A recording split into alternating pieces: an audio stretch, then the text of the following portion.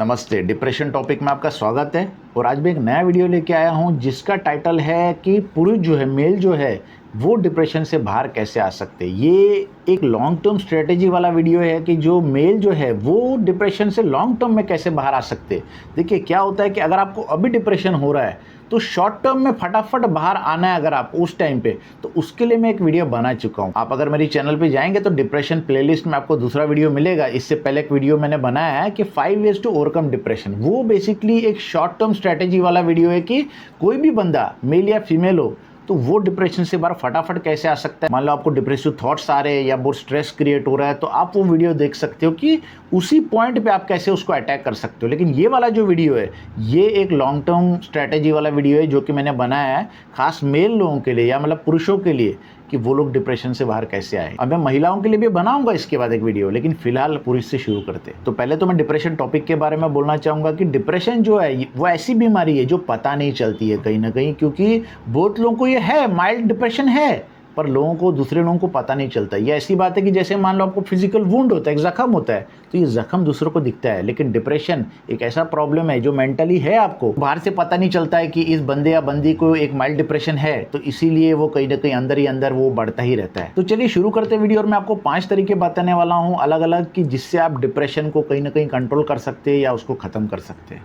तो पहला तरीका है चाय की टपरी ज्वाइन करो। सुनने में बहुत अजीब लग रहा है, लेकिन कहीं ना कहीं मैंने ये नहीं बोला आपको कि दारू की टपरी ज्वाइन करो। देखो ड्रग्स की बात मैं नहीं करना चाहता, क्योंकि मैं खुद भी मैंने कभी ड्रग्स लिए नहीं है। क्योंकि अगर आपको डिप्रेशन से बाहर आना है तो आपको कहीं ना कहीं ड्रग्स का सहारा नहीं लेना है, क्योंकि ड्रग्स जो है कहीं ना कहीं आदत बन सकती है। मतलब तो चाय की टपरी में क्यों ज्वाइन करने बोल रहा हूँ, क्योंकि अगर आप देखोगे चाय की टपरी पे जाओगे तो वहाँ पे अलग अलग टाइप के लोग मिलते हैं। मैं ये नहीं बोल रहा हूँ कि अपने दोस्तों से मिलो, लेकिन कहीं ना कहीं वहाँ पे अलग अलग एज के लोग आते हैं। तो कभी कभी बहुत सारी पॉलिटिकल सोशल इश्यूज पे बात होती है, तो कहीं ना कहीं वो सारी बातें करके आपका जो थॉट होगा वो कहीं ना कहीं चला जाएगा। मैंने पहले की वीडियो में बताया था कि डिप्रेसिव थॉट को कैसे अटैक करते हैं। कहीं ना कहीं एक तराजू होता है कि एक साइड अगर एक डिप्रेसिव थॉट है तो उसको खत्म करने के लिए दूसरे साइड से आपको पॉजिटिव थॉट लाना पड़ेगा या कुछ और थॉट लाना पड़ेगा। तो चाय की टपरी पे जब आप जाओगे आपको अलग अलग टाइप के लोग मिलेंगे, वहाँ पे अलग अलग एज ग्रुप के लोग मिलेंगे, तो अलग अलग स्टोरीज आपको सुनने मिलेगी। बहुत सारे लोगों से बहुत सारी चीजें सीखी जा सकती है वहाँ पे। जरूरी नहीं कि आप दूध वाली चाय पियो, आप ब्लैक टी भी पी सकते हो,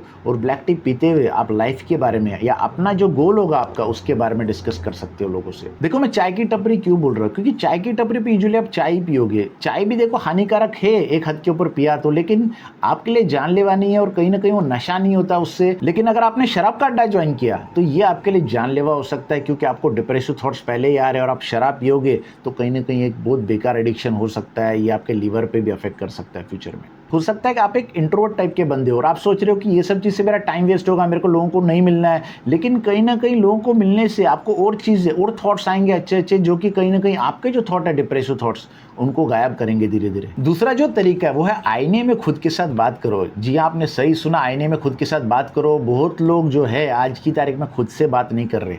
वो लोग दुनिया के बारे में काफ़ी नॉलेज रखते हैं, हर एक बंदे के बारे में जानते हैं, इसने ये किया, उसने वो किया, पॉलिटिक्स में ये चल रहा है, सोशल में ये चल रहा है, लेकिन अपने बारे में वो ज़्यादा नहीं जानते। कहीं ना कहीं टाइम आ गया कि आप अपने बारे में जानें। और डिप्रेशन कहीं ना कहीं बहुत बार इसलिए आता है क्योंकि आप खुद को टाइम नहीं देते हो। आपने कभी नोट किया होगा कि बहुत बार क्या होता है कि बहुत लोग बीच पे जाते हैं, ऐसी कोई जगह पे जाते हैं, खाली जगह पे, जैसे वो बैठते हैं अकेले, क्योंकि वो कभी अकेले बैठे नहीं है, जैसे वो बैठते हैं तो उनको डिप्रेसिव थॉट्स आते हैं, क्योंकि उन्होंने कभी खुद को टाइम नहीं दिया। तो जैसे वो लोग अकेले बैठते हैं वो थॉट्स जो है कहीं ना कहीं घूमते रहते हैं, वो नॉइज घूमता रहता है, और जब तक आप खुद से बात नहीं करोगे वो नॉइज जो है ना वो कहीं ना कहीं सेटल नहीं होगा। तो ये प्रैक्टिस आपको शुरू करने की, रोज आप एक टाइम दो खुद को, बाथरूम में या कहीं भी आप आईने में खुद से बात करो कि भाई क्या प्रॉब्लम चल रही लाइफ में, फैमिली में क्या इश्यूज है या ऑफिस में क्या इश्यूज है। जो भी इशू है, फैमिली में आप किसी बड़े से बात कर सकते हो और ऑफिस में आप एचआर से बात कर सकते हो कि भाई ये प्रॉब्लम मुझे आ रही है एक बार। लेकिन आपको प्रॉब्लम पता चलेगी तब आप कुछ कर पाओगे, जब तक आप खुद से बात ही नहीं करोगे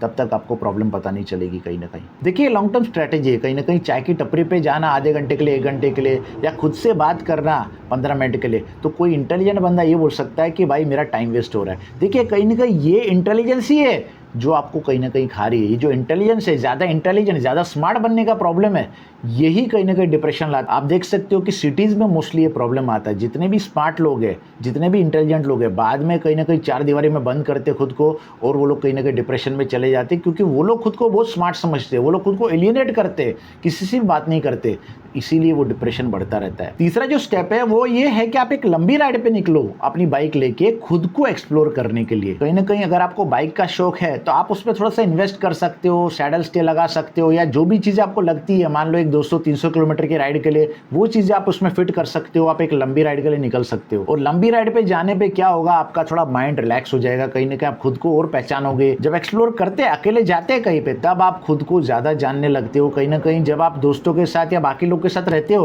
तो अपने बारे में ज़्यादा बात नहीं करते। और जो लड़का बाइक नहीं चलाता है तो उसको बाइक चलाना शुरू करना चाहिए, क्योंकि अगर आपको नहीं पता तो बाइक चलाना अपने आप में एक मेडिटेशन टाइप का चीज़ है। अगर आप देखोगे कि ज़्यादातर जो राइडर लोग होते हैं वो लोग डिप्रेशन में जाते नहीं, क्योंकि वो कभी भी अपनी बाइक लेके निकल जाते हैं और एक्सप्लोर करते रहते हैं नए नए टेरेन। तो कहीं ना कहीं जो डिप्रेसिव थॉट्स होते हैं वो धीरे धीरे गायब हो जाते हैं जब आप बाहर एनवायरनमेंट देखते हो। हाँ, मैं ये मानता हूँ कि खर्चा होगा थोड़ा, या तो आपको छुट्टी लेनी पड़ेगी ऑफिस से, या अगर आपका खुद का बिजनेस है तो आपको थोड़े टाइम के लिए बंद करना पड़ सकता है, लेकिन कहीं ना कहीं खुद की मेंटल हेल्थ के लिए ये चीज़ें तो आपको करनी पड़ेगी यार। चौथा तरीका बहुत ही इंपॉर्टेंट है, वो ये है कि दोस्त ऐसे बनाओ जो दूसरों को मोटिवेट करते हो। देखो क्या होता है कि लाइफ में हमेशा हमको चॉइस नहीं मिलती। हम लोग कोई एनवायरनमेंट में जाते हैं, या तो आपके डैडी का ट्रांसफ़र हो गया, आप नए शहर में गए तो कुछ भी दोस्त बन गए, तो जो वहाँ पे थे वो दोस्त बन गए, ऐसे बहुत बार होता है। लेकिन उसके बावजूद भी आप ऐसे दोस्त चुनो जो दूसरे को मोटिवेट करते हो। कहीं ना कहीं लॉन्ग टर्म में ये चीज़ आपको बेनिफिट करेगी। अगर आपके ऐसे दोस्त थे जो बात बात के आपको बुल्ली करते हैं, आपकी बेइज्जती करते हैं बात बात पे, तो ऐसे दोस्तों को आपको छोड़ना चाहिए। आप ये मत सोचो कि मुझे दोस्त नहीं मिलेंगे, आप अगर अकेले रहोगे तो भी चलेगा, लेकिन ऐसे दोस्त नहीं चलते भाई। तो ऐसे लड़के होंगे आपके एरिया में जिनको आपको ढूंढना पड़ेगा, उनसे आपको दोस्ती बढ़ानी पड़ेगी, जो दूसरों को मोटिवेट करते हो, एनकरेज करते हो, क्योंकि आप कुछ भी लाइफ में करोगे वो आपको एनकरेज करेंगे। और कहीं ना कहीं डिप्रेशन का कारण ये भी होता है कि आपको दोस्त सही नहीं मिले, जो आपको हर वक्त डिमीन करते हैं, आपको नीचे दिखाते हैं। तो दोस्त ऐसे चुनो जो आपको कहीं ना कहीं एनकरेज करे। तो पांचवा तरीका भी इंपॉर्टेंट है, वो ये है कि आपको मेडिटेशन करना पड़ेगा रोज 10 मिनट के लिए। तो आपके लिए नया चीज़ हो सकता है कि मेडिटेशन आपने पहले सुना नहीं होगा, या ट्राई नहीं किया होगा, या आपने सुना होगा पर उसके बारे में आपको बहुत सारा डाउट होगा। तो मेरी चैनल पे मैंने एक वीडियो बनाया है जो आप देख सकते हो कि 10 मिनट का मेडिटेशन रोज़ आप कैसे करें।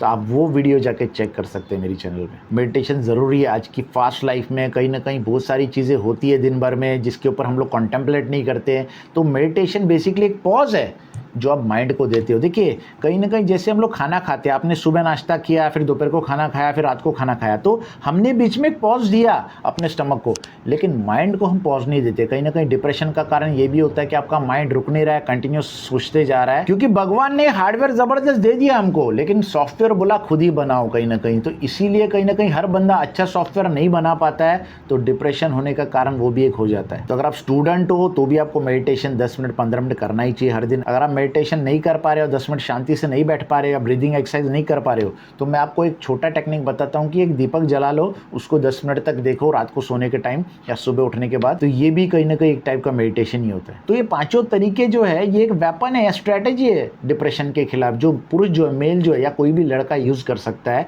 एक लॉन्ग टर्म में। तो इसी के साथ ये वीडियो खत्म करते हैं, लेकिन डिप्रेशन के खिलाफ हमारी जंग जारी रहेगी। तो नेक्स्ट वीडियो में लाने वाला हूँ कि जो लड़की जो है, फीमेल जो है, वो डिप्रेशन से कैसे लड़ सकती है। तो तब तक के लिए आज्ञा दीजिए।